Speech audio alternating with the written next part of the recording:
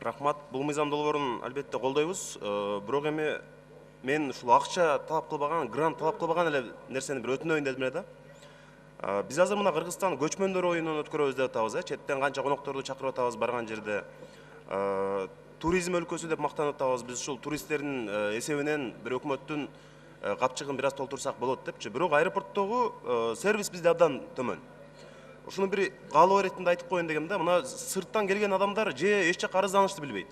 Көпчүлүгү англисче билбейт. Мына таможня, бажы аэропорттогу абдан орой мисалы. Башка бир өнүккөн мамлекетке чыксаңар, билесиңер өзүңөр деле. Тосуп алганда биздин өлкөбүзгө кош келипсиз, биздин мамлекетте жакшы убакыт өткөрүп кетиңиз деп кайрылат да.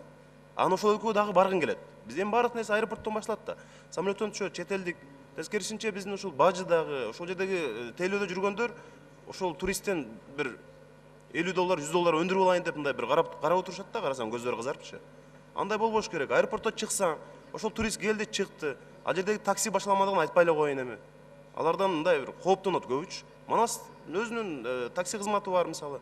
Ошондой бир нерселерди уюштурсаңар жакшы болот эле. Такыр болбосо мисалы ошол эле Туркияга, Японияга, Катарга жибергиле кызматкерлерди. Ал жакта адам адамга кантип кайрылат мисалычы.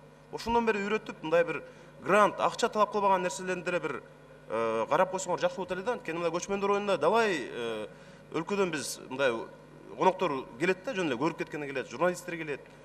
Кичине уят болуп калбай турган нерселерди да жасап койгула. Анан ошол эле нерсе мындай көп пайдасы тиет да бизге. Рахмат. Рахмат.